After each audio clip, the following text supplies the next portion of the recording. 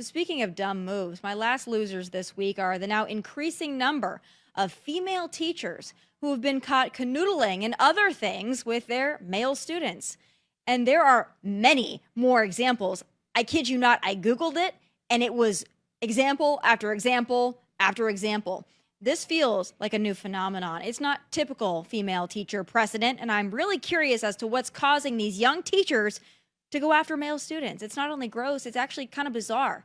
I know the dating pool for women is getting smaller by the day, but this is not the solution, ladies. Let me bring in my guest today, the Beau Show host, Beau Davidson. Beau, I want to jump right in on loser three here. These female teachers, these young female teachers, right? For some reason, they're getting with their male students. And I know when I put this out online, I put it out on social media, and all these males started being like, yes, I would have if I could have. You know, there's a lot of just men being men, right? And I get that because men will be men. But what I don't get is why a grown woman, and I get that they're young women, would want to go after a student, a 14-year-old, a 15-year-old. Like, I get it. There's not a lot of options for the ladies out there right now, but this is a little weird. What do you think is sparking this? Well, number one, Tommy, I'll say at the outset, my mom was a public school teacher in the Memphis area for 40 years. So things have changed, obviously. I can't imagine this happening back then or even now. I think she probably finds it unfathomable. But the only thing I can come up with, because you said it right, Tommy, a lot of the young guys are probably going, yeah, rah, rah, I'd do it if I were there. But the truth of it is, it's a minor. And in certain cases, I think with this latest teacher that got arrested, she's married. So the only thing I can surmise from this is that there's a certain level of tabooness to it. And maybe that's why they do it. It's familiarity. It's also, let's be honest, it's a power dynamic. That's exactly what people like Matt Lauer, Harvey Weinstein, the whole lot of them as men did to women. And now we're seeing women do it to men, especially teachers. And the worst part about this is teachers are dealing with kids at sometimes their most vulnerable states, psychologically, educationally. And so I think it's just bad all around. But you may be right. The pool may be getting smaller, but it doesn't excuse this because you're preying on someone that's half your age, if not more. And the only thing I can come up with is that it's taboo. It's something that they can get away with. It's a version of cheating just with someone that it's illegal. Yeah, it's gross. There was one of these teachers who said, what sparked it for her is like her husband was neglecting her. That happens to a lot of women and a lot of married women, I'm sure. But to go for your, adolescent students, I'm not so sure that that's the excuse I'd be running with. But nevertheless, I think you're right about it being taboo. It is for good reason. There's a stigma. But it's really odd to me that this is the new phenomenon and that it keeps happening. And a lot of these teachers, I mean, they're not what we consider a teacher. Back in my day, it was like maybe a 55-year-old woman, kind of a middle-aged, kind of basic-looking woman. A lot of these are young women. I mean, they're young teachers. So it's a little different, I guess, but it's still not excusable. I'm wondering, because I just thought of this as you were mentioning it. Have you seen this horrible movie that I unfortunately watched last weekend titled Baby Girl with Nicole Kidman? Okay, No, I don't have watch it, not. Beau. Don't watch it. Your eyes I'll will skip it. literally burn. So I put it on my social media for those who follow me on Instagram. They well know. I actually put it on X as well. So the whole premise of this movie, which Nicole Kidman stars in, so I was like, okay, this is a Nicole Kidman movie. Like, this has got to be decent. The whole premise, though, that she's this high-powered executive and there's like an intern in the office and she not only has a relationship with him, but it's a very weird relationship. And I really won't even go into the details. At one point, she's lapping milk up off the floor. Don't watch it. Don't watch it. But it's kind of what you mentioned. It's like this power dynamic, but she didn't want to be in control in the movie. She wanted to be submissive. And so Hmm. it was weird. And I feel like movies are also catering to this, like weird kinks now, and White Lotus with the incest and the weird stuff there. Like, I think that this stuff is going too far. And there's some sick people that are making these storylines here, and people are carrying it out in real life. And now it's women that are doing it. So do you think this is something that we're going to see moving forward? We could be. Unfortunately, with the late great Val Kilmer dying, he always talked about how when he relinquished the role of Batman, he did it because he saw the anti-hero, the villain, becoming more popular than Batman. He actually saw nobility and value in the roles that he played, and unfortunately, I think that's become true. The villain, the deviance, is what's being celebrated. There is a series on Netflix right now I do recommend in 4 parts. It's called Adolescence, and that deals with a very heavy subject of a young boy, 13-year-old, killing a girl. And it's really not a whodunit, it's a whydunit. It's very psychological. It's really, really good. But to your point about the women and what they're doing in this tabooness, I've heard that the reason why a woman may cheat on a man is it begins usually emotionally.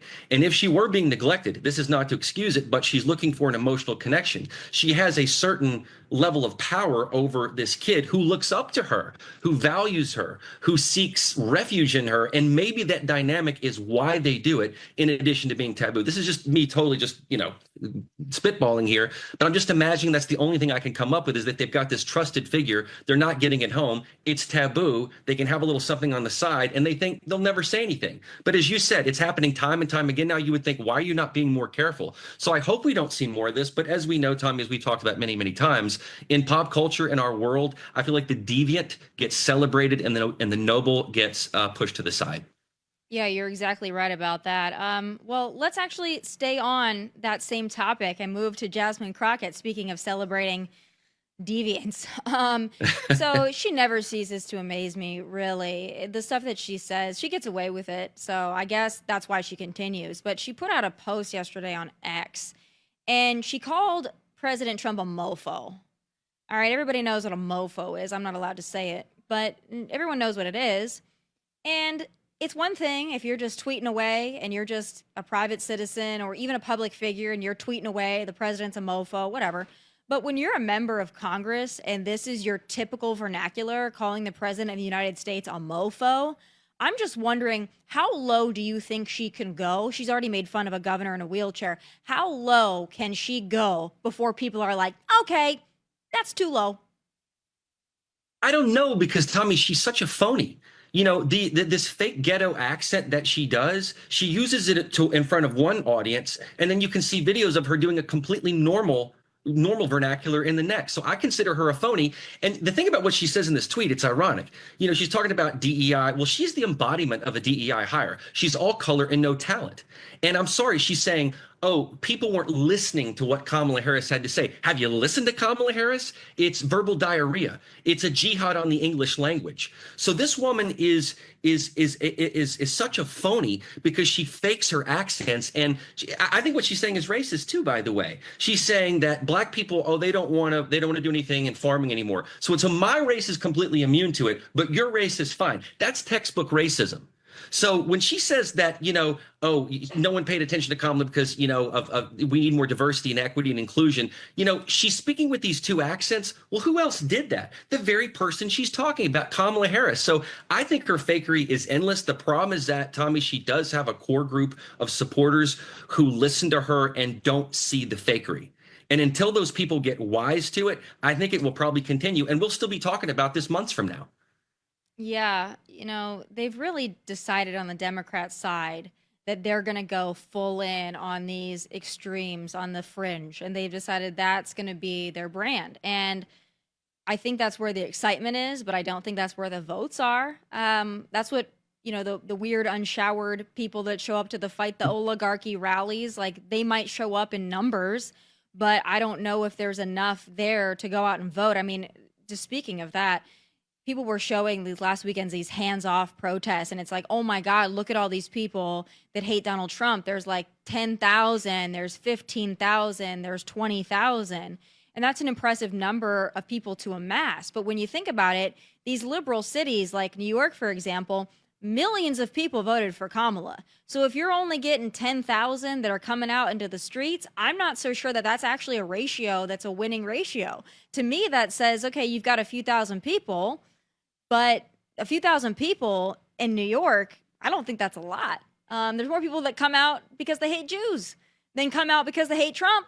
So maybe they're the same people. I don't know. But it's interesting. They think they've got this big army behind them, and it's a meek army at best. It's a fraction of the population. And like you said, a fraction does not make a voting block, does it not? You're right. Millions of people voted for Kamala Harris, but it wasn't enough. I think when people go into the voting booth, they're making what's hopefully is a very educated decision. So yeah, the media is going to flame this. They're going to say, oh, look at all the thousands. I've seen it in Instagram posts, quadrants of things. You'll look at the protests in Europe, look at the protests at home. They're finally standing up to Donald Trump. And it's like, just let the man cook. Let him cook. I mean, this is what's happening right now. We're seeing it happen before our eyes. All those people that said he was stupid. I mean, art of the deal, man. Let it happen. Let it flow. Just sit back, take a chill pill.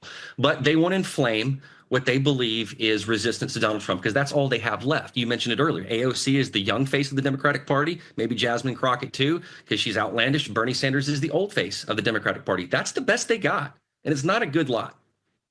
No, and they're just so bizarre. I don't think they're connecting with a working class Democrat out there. And I don't think that they ever will. Promising free things does not get working class people. When Bernie talks about the working class, Bernie, you're not talking to the working class. You're talking to the people who don't work. You're talking to the people that sit home. You're talking to the people that want to live off of EBT and SNAP and other benefits. That's what you're talking to. Don't say you're talking to the working class people, because the working class people, they want manufacturing jobs. They want a fair shake. They want lower inflation, lower prices, lower costs. They want jobs that pay a living wage in industries that are known to pay good wages, like the fossil fuel industry. That's what they want. Your people are the people that want to go out and protest instead of work. But that's neither here nor there. Let's move on to another great one from the week. Speaking of President Trump, he has a new description of Adam Schiff that Adam Schiff does not like, but let's take a listen anyway. Adam Shifty Schiffs. Can you believe this guy? He's got the smallest neck I've ever seen. And the biggest head. We call him watermelon head. I'd say, how could that big fat face stand on a neck that looked like this finger? How can it? It was the weirdest thing. It's a mystery. Nobody can understand it. I can't understand it. Again, I feel like, and it's not just because I'm a Trump supporter, but I feel like when President Trump makes these jokes and he says these things, to me, it's like pure comedy. And I know that there are folks that be like, oh, you get mad at Jasmine Crockett for saying Hot Wheels, but you don't get mad at President Trump for saying watermelon head. And I understand, the irony in that. And I don't like to be somebody who has selective outrage. But to me, when President Trump delivers these lines and he talks about watermelon head or whatever other name he's calling, first of all, everybody is fair game. He's made plenty of nicknames for Republicans, men, women, black, white, doesn't matter. But when he delivers it, it's like in the style of a true comedian. And to me, on the left, when they call people names and the Hot Wheels and the mofo and all that, it's like a place of rage. So for me, that's why it's different. But I'm wondering your take. Well, it should be a moment, I think, of collective comedy. As you said, Trump he's actually an amazing comedian. I think comedians should study him because there really is no delivery like his. Very few impersonations can capture what he does. They're just, offshoots, basically. They're second rate. No one can do Trump like Trump. And when you think about Adam Schiff and what he's been saying this for years, but it actually kind of is an accurate description of Adam Schiff, this watermelon head. I mean, Adam Schiff is kind of a genetic abomination, right? He's huge head, small neck, low on brain cells. So I think it's actually an accurate depiction. Plus, he's a willfully ignorant person. He's a con man. He's a con artist. So I think in these moments of comedy, remember that in every joke, there is a slice of truth. And I think there is truth in this because what he's pointing out is, yes, okay, so there's physical abnormalities with Adam Schiff, as with many people that Trump makes fun of. But he's also calling attention to the fact that this man has done some really bad things to the American public. He's disserved the American public. And remember in Art of the Deal, Trump talks about the reason why politicians don't care about money is because it's not their money.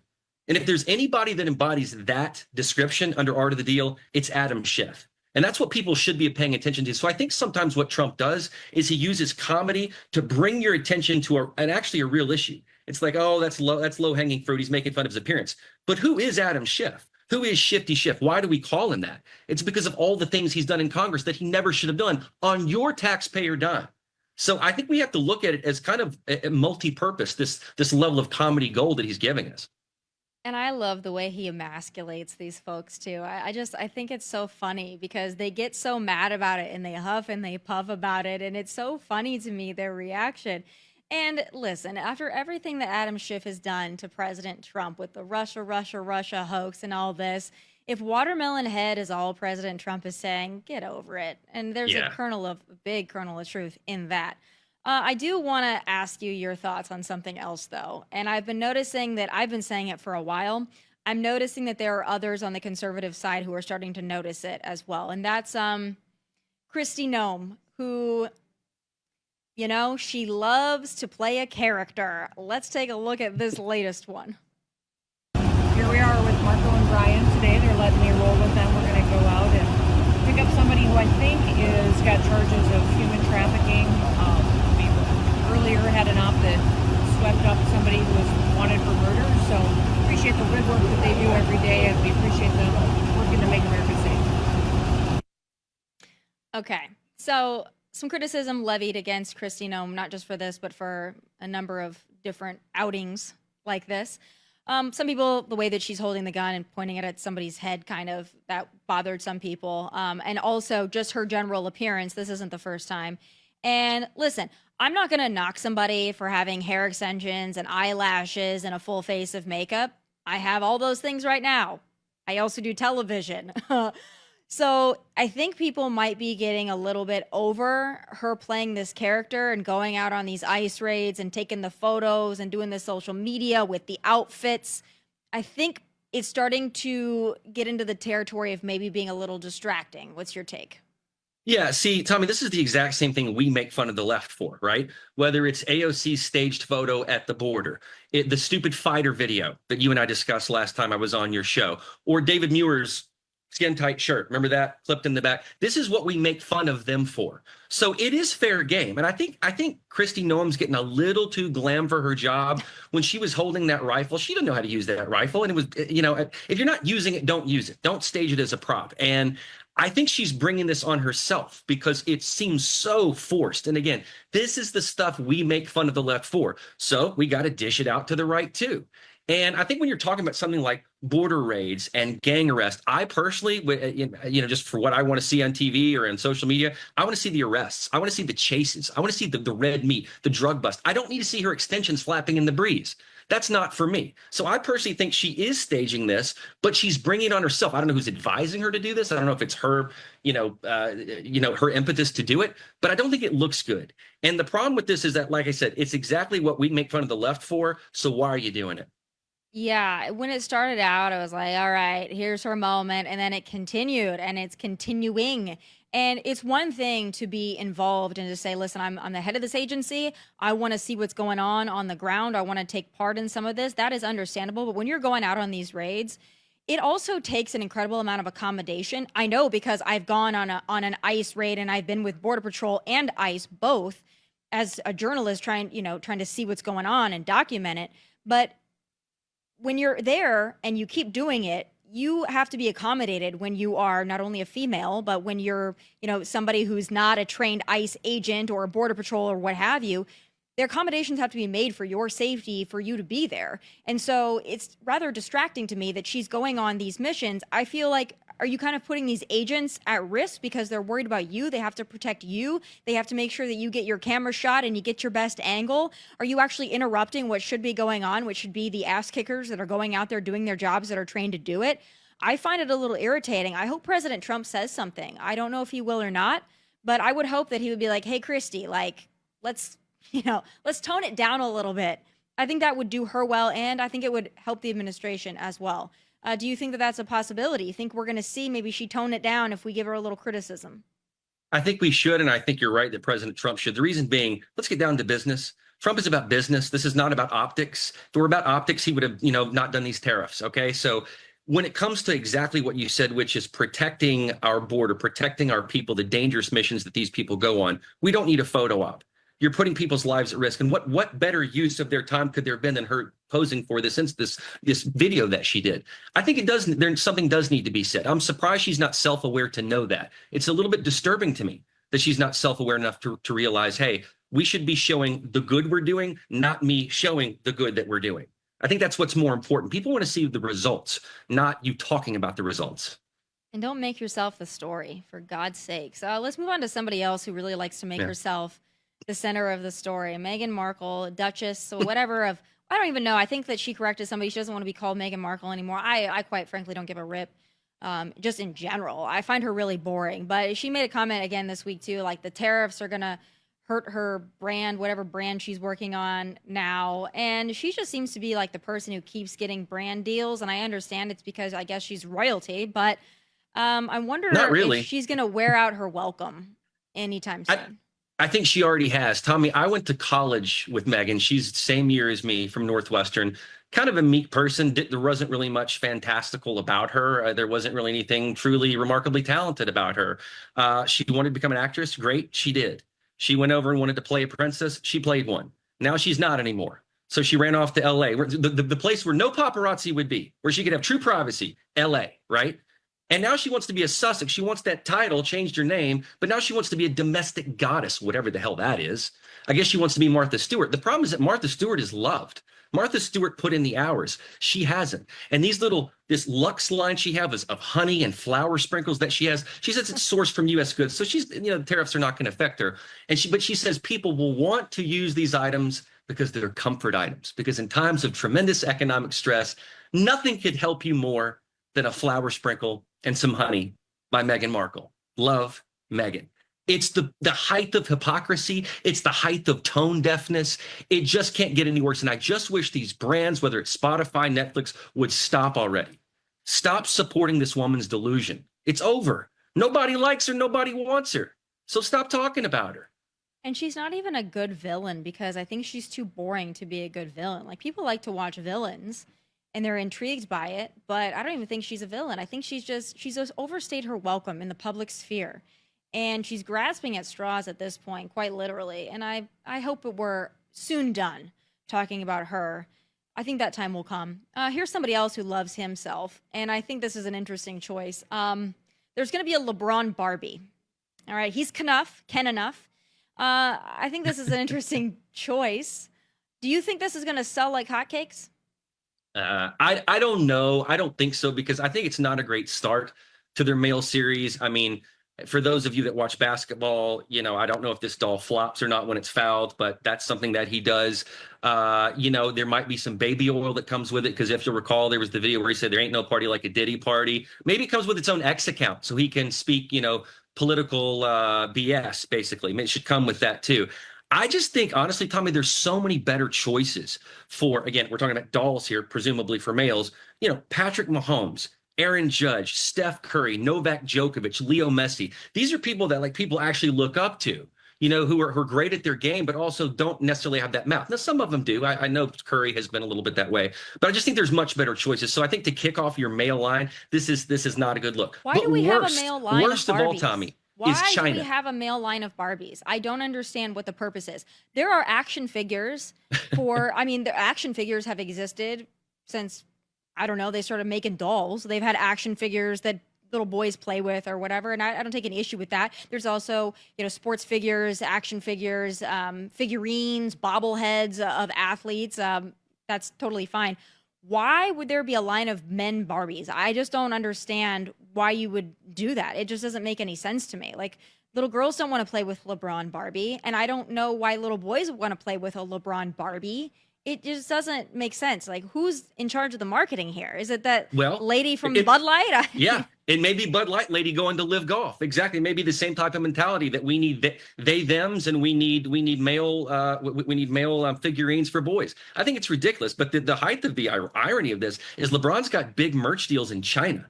And Mattel makes these dolls in China. So good luck with that 134% tariff, guys. I don't think this thing's going to sell well at all. But we don't need them.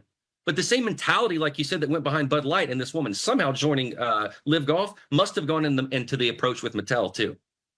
Yeah, nobody asked for a LeBron Barbie. I really don't think anybody asked for that.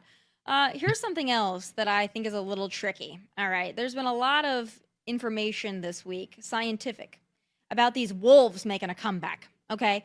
I love when we can take care of animals, and if we can revive an extinct species, I think they're obviously adorable. Like, who doesn't think that's adorable?